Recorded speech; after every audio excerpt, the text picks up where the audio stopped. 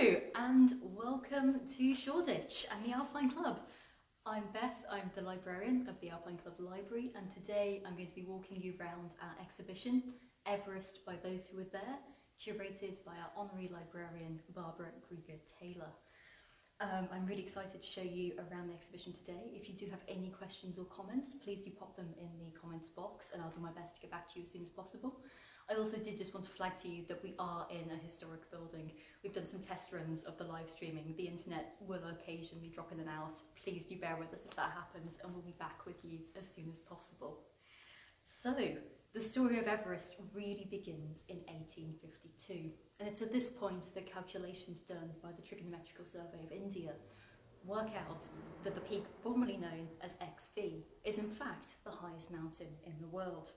Now, the 1850s are quite a pivotal time for the development of mountaineering as a sport, and it's this point in 1857 that the Alpine Club itself is formed, right in the middle of what comes to be called the golden age of alpinism.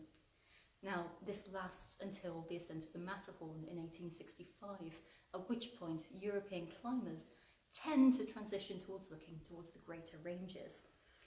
And at the time, British imperial pride had been quite sorely damaged by the fact that British teams had not been successful in reaching either the North or South Pole first. And with this new knowledge of Everest, it becomes something of a third pole. And there's a sense at the time, given the kind of stranglehold that the British Empire has on India, that there's a sense of proprietary to a British first ascent of Everest. And this brings us to one of the first documents in the exhibition. This is a letter sent by Lord Curzon to the Alpine Club in 1905, and in it he offers a sum of around £3,000 to fund an expedition to Everest. And in it he writes, "I always thought a British person should be the first on the summit." Now, of course, this is easier said than done. At the time, the borders of both Tibet and Nepal were closed to foreigners. This didn't necessarily stop early mountaineers, and many of them undertook excursions illegally crossing the borders to conduct surveys of the mountainous regions. And you can see here a list of 57 routes that are compiled from similar excursions, detailing routes to Sikkim. Now, with this in mind, we're going to jump forward in time a little bit to 1919, and it's this year that Captain JBL Knoll presents a paper to the Royal Geographical Society. In it, he details an excursion that he previously took, again illegally crossing the border into Tibet, where he makes it within 40 miles of Everest before getting turned around by authorities. He concludes the talk by suggesting that soon political impediments to access to Tibet might be resolved, and this talk is very much meant to entice members of the Royal Geographical Society and the Alpine Club to launch an expedition of their own. And it's incredibly successful. By the following summer in 1920, officials have been dispatched to the Dalai Lama in Lhasa to ask for his permission to enter Tibet, and they finally receive confirmation that this is going to be possible in December 1920. And this brings us to another document. So this here is a document detailing and formally announcing the formation of the Mount Everest Committee, which is a joint committee run by the Royal Geographical Society and also the Alpine Club, and this is dated to February 1921. One of the first things that the joint committee has to pursue is funding for the expedition, and so here you can see a list of subscribers, all of whom contributed to raising the £3,000 to £4,000 needed to mount the 1921 expedition. So, with this in mind, with the money and funds successfully secured, this brings us to 1921 and the opening of our exhibition. So in 1921, as you can see, our exhibition opens with a number of maps, and this is because the primary purpose back in 1921 was for survey and reconnaissance, not necessarily a summit push. And this is partly political. The president of the Royal Geographical Society at the time writes to the Alpine Club and says that if it's just a matter of climbing the mountain, it's not really a venture that the Royal Geographical Society is prepared to support. However, if there's going to be suitable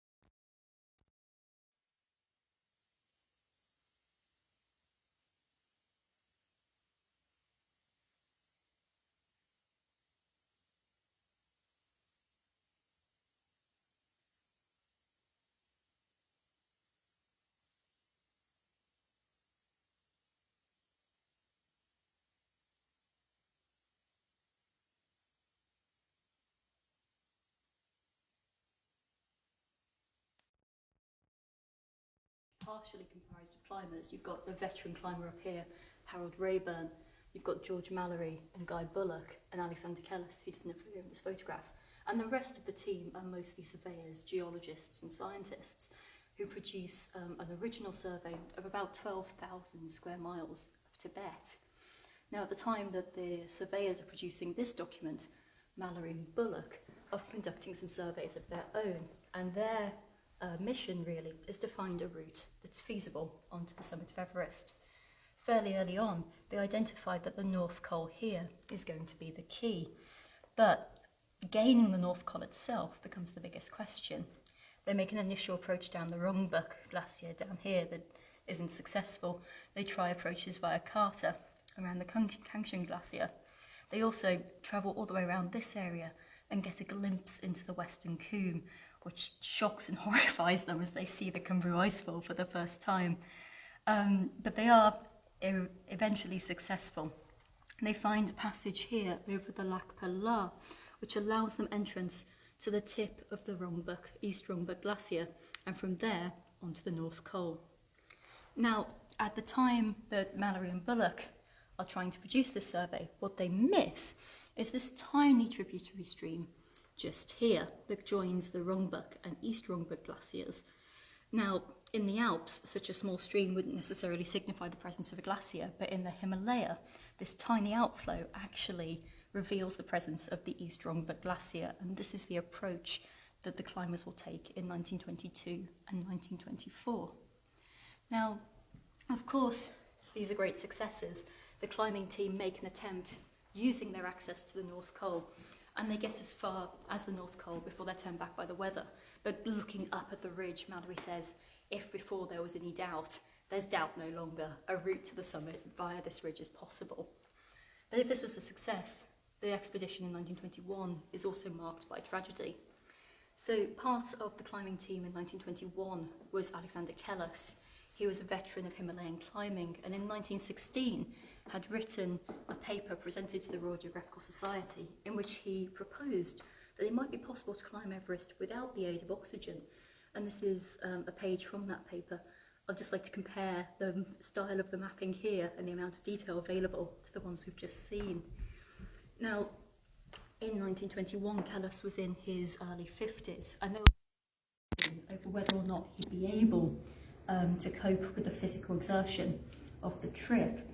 Unbeknownst to the rest of the party, only 9 days before the expedition left Sikkim, Kellis had actually returned from a previous trip, and he lost a stone in weight due to the exertion, and throughout the trek, expedition members noted he got gradually weaker and weaker until he eventually died in June. And you can see a panorama here of the location of Kellis's grave overlooking the peaks that he climbed. Now, a biographer of Kellis has suggested that because of his great knowledge of the Himalaya, if he'd actually survived the 1921 excursion, he might have been able to identify that small tributary stream so much earlier, and it's possible that the team might have summited Everest in 1921. I don't necessarily want to dwell on what ifs, but I think it's important to draw out that throughout these expeditions of the 1920s, there's a very strong sense of venturing into the unknown, of trial and error, and not necessarily always knowing exactly what we're doing. And this brings us quite nicely to this display here. And I want to draw out some details of the clothing that the climbers were wearing. You can see details here. The climbers are wearing layers of silks, of wool, of tweed. They're wearing flight boots. There was some debate over whether or not you should wear a pith helmet to protect you from the sun. And each climber really is kind of working and adapting their own layering system. One climber in particular, in the 1922 expedition, George Finch, pioneers the use of an eider-down jacket, and he makes this himself solely for the purpose of the expedition. And it's seen as quite a great travesty at the time. It's not what people are wearing. But this is really like the development of clothing technology, letting people have access to the greater ranges. And there's a wonderful quote from George Bernard Shaw where he says that looking at photographs of the early expeditions, it's like seeing a group who've gone out for a picnic and they've somehow been dropped in the middle of the Himalaya and don't really know what they're doing there. But on the note of picnics, there is also some really fascinating documents surrounding food. So it may be quite well known that the Alpine Club holds some of the final letters sent by George Mallory in 1924. But what's not as well known is that on the reverse of those letters, you can actually see lists of provisions for each camp. So you can see, for example, here that at, say, Camp 4, the climbers were expecting to eat macaroni, shortbread, spaghetti, cafe au lait, sardines, and raisins. And you get some wonderful descriptions of climbers mixing together powdered milk, jam, and snow to make a kind of sorbet. Sounds pretty gross to me, but they seem to stomach it. And I think one of the things documents like this show is the challenges of cooking at altitude. And thinking then about challenges of altitude, this takes us really to 1922. And 1922 has been described by historians of the period as really the story of two Georges, George Mallory and George Ingle Finch. Now, George Mallory, of course, was the darling of the climbing establishment. He has great connections with people like Geoffrey Winthrop Young, whereas George Finch is a much more controversial character. George Finch, Ingle Finch, was originally slated to join the 1921 expedition, but he was refused membership at the very last moment on account of a medical assessment which characterised him as being flabby, out of shape, and curiously mentioned that his mouth was deficient in teeth. I'm not sure what that has to do with climbing, but it was enough for them to rule him out. Finch went on to have a fantastic season in the Alps, and the committee could not disbar him from climbing in 1922, where he takes on the role of oxygen officer. And you can see him testing out some of the oxygen equipment in this case. Now, the use of oxygen on Everest was highly contentious. There were concerns over the weight. Each set weighed about 33 pounds. It was very difficult to take on and off. Sometimes climbers would have to choose between being able to eat and drink or wearing the oxygen equipment. And Finch also tried to institute regular training regimes, encouraging the climbers to practice with the equipment, and this was deeply unpopular. Mallory writes that it gave him something of a Finch complex, and at the end of the expedition, the climbers present Finch with a poem where they write, "Whether we're resting or reading or ill, we're ruthlessly summoned to the oxygen drill." And poor Finch, he really gets quite a hard time of it. Mallory, on the other hand, if Finch is the main proponent for the use of oxygen, Mallory doesn't really think it's useful in 1922. Instead, he pioneers what he calls a secret breathing technique, and this means timing the rhythm of one's steps to the inhalation of breath, and he thinks this renders the use of oxygen irrelevant. But oxygen was used in both 1922 and 1924. And this brings me to one of my favourite objects in the exhibition. This is one of the oxygen cylinders used in either 22 or 1924, and it was recovered in the 1930s. Now, one of the reasons I love this object so much is because it's not just that it's been on Everest. This might have been used by Finch or Mallory. It's the fact that in the present, we use the cylinder in the club as a gong to summon members to meetings. And the museum professional in me is always like, oh, we shouldn't do this. But it's a special occasion, so I'm going to ring the gong for you.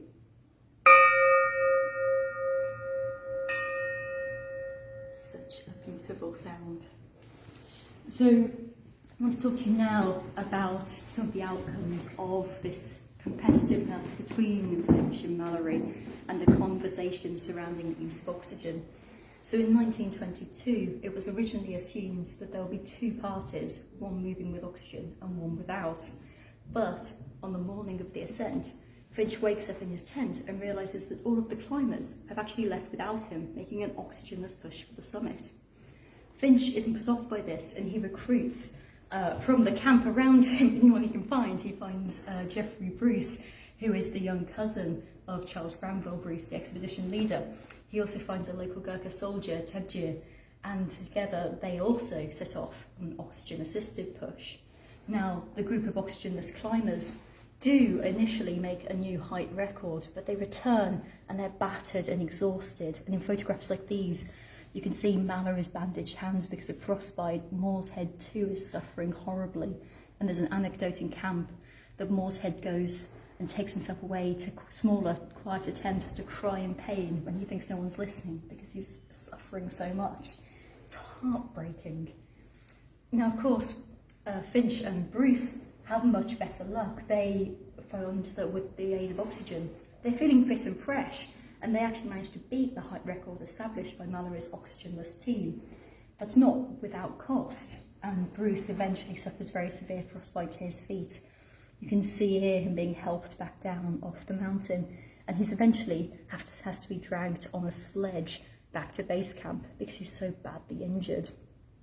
And I think with this note of the human cost and suffering, I want to now think about the panoramas. And there's something about the scale here that I think really brings home the human frailty in comparison to the almighty power of the mountains. In 1922, many people say that with these 2 new height records, the expedition should have called it quits. But instead, the weather still looked promising, and Mallory led a team of Sherpa Boccia climbers on one final push. They're caught in an avalanche on the North Pole, and 7 people die. And I just want to spend a moment now reflecting on the 9 Sherpa Boccia people who die across the 1922 and 1924 expeditions. So that's Lakpa, Nabu, Pasang, Pema, Sangay, Temba, Dorji, Shamsar, and Mambadur. Now, with this question of the human cost of climbing, this brings us, of course, to 1924. And 1924, as I'm sure we all know, is really the story of Mallory and Irvine. You can see them here at the top, standing next to each other. Now, biographers of Mallory have suggested that towards the 1924 expedition, Mallory was returning really out of a sense of obligation. He feels like he needs to see the expedition through to the end, rather than necessarily the kind of burning drive that you see in the early 1921 and 1922 expeditions. Irvine, on the other hand, is new, fresh blood. In much of the expedition literature, he's referred to as an experiment. He's impressed expedition members in 1923 on an exhibition to Spitsbergen, and he's very much seen as a kind of a powerhouse of good humour and muscle.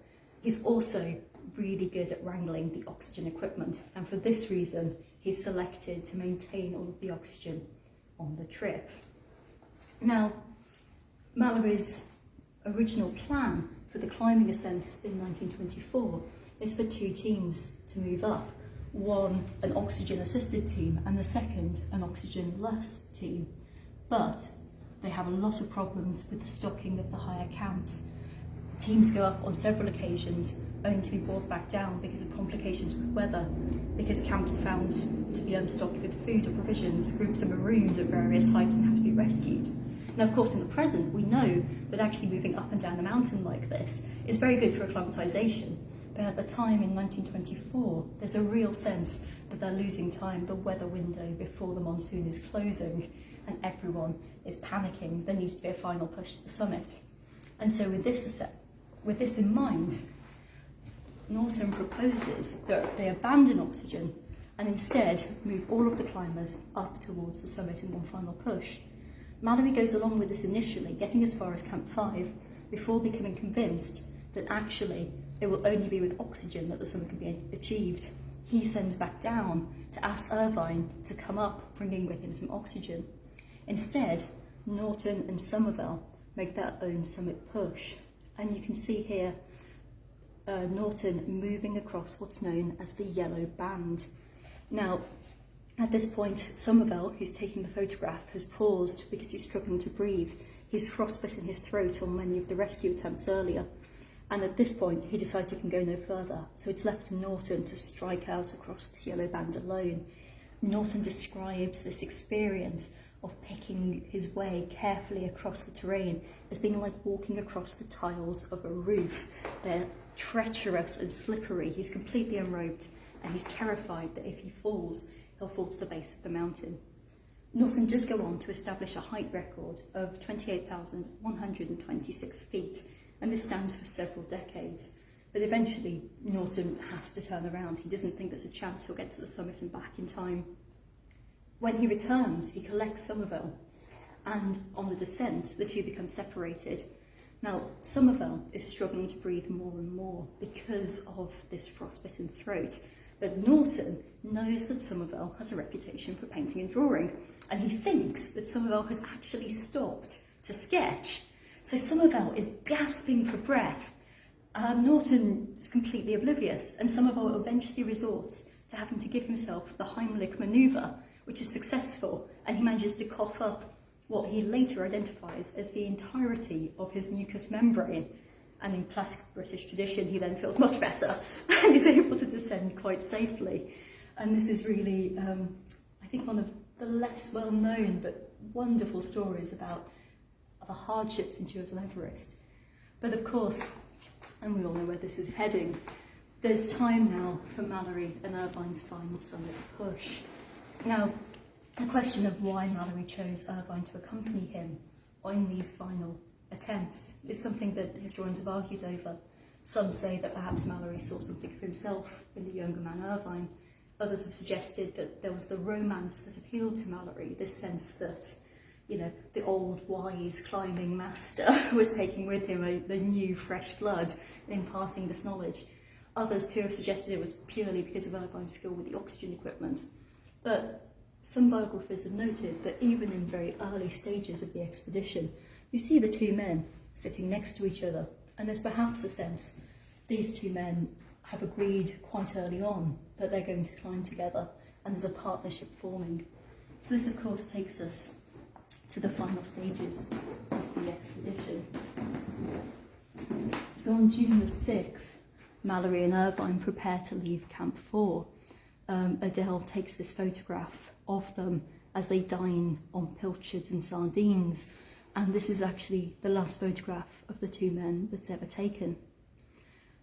At the time, Odell is actually quite well acclimatised, and the plan is that he will follow them one camp or so behind to provide extra support. And so we've come now to some letters here written by Mallory, which he sends back down the mountain. So on the 7th of June, Mallory writes 2 letters.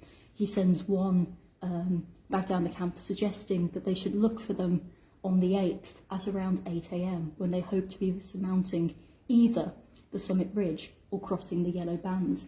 He sends the second letter to Odell, and he apologises for the state that they've left the camp in. He says, "Oh, we've left things in such a mess. Our cooker's rolled away down the slope. You won't be able to boil any water. There's a compass in here somewhere, but I've lost it. For Lord's sake, rescue it." And this is so characteristic of Mallory. And you read accounts all the way back to 1921, and there are letters discussing ways to make sure he doesn't forget his luggage. He's, how to control him and make sure that he remembers all the equipment that he needs. So this is a really nice glimpse into Mallory and the way that he operates. But Mallory kind of ends the letter on this optimistic note. He says it's the perfect weather for the job. So the following morning, on the 8th of June, Odell moves up towards Camp 6. Mists are gathering around the mountain, but Odell isn't unduly worried. He notices that the weather suddenly higher up looks fine, and instead he amuses himself by conducting a geological survey. And you can see here one of the rocks that he collects from near Camp 6, and around the same time, Odell also finds evidence of fossils on Everest. So Odell's having a fantastic time. He's conducting some wonderful geological survey, he's finding some great samples, and then at 1 p.m. the mists part and he catches a glimpse of 2 climbers ascending a rocky step. Now at the time, he's fairly convinced it's the second step, which would mean if the climbers got to the summit of the second step, there's really no further obstacles to them actually making a summit push. And at the time, Odell isn't even concerned about time. They're much later than the 8 a.m. he's been told to look for them, but he thinks they have enough time to get to the summit and back. So with this in mind, he waits around at Camp 6 for a few hours, but then, recognising there's not enough room in the tent for all 3 of them, descends much further down to Camp 4. The following day, having heard nothing, he ascends to Camp 5 and spends an uneasy night there, beginning to wonder what's happened. The next morning, with trepidation this time, he advances to Camp 6, and he's arranged with climbers lower down the mountain a series of signals so he can communicate what he finds there. Camp 6 is empty as well. Odell lays out 2 sleeping bags in the shape of a T, the prearranged signal to suggest that 2 days have passed with no sign. Mallory and Irvine were gone. The question of what happened to the 2 climbers is something that's haunted both expedition members and also the general public for many, many years. And there are no real clues as to what happened. There are traces perhaps. So in the 1930s, an ice axe was found near the first step, and this has later been identified to be belonging to that of Irvine. Here there are 3 distinctive marks on the handle, which are just here, which are very reminiscent of other markings that Irvine was known to have used on his gear. But this doesn't really offer many clues as to what might have happened. I think perhaps, rather than dwelling on speculation, a better way to end this tour would be with this drawing made by Norton a few days later on the 15th of June as the expedition leaves Everest for the final time.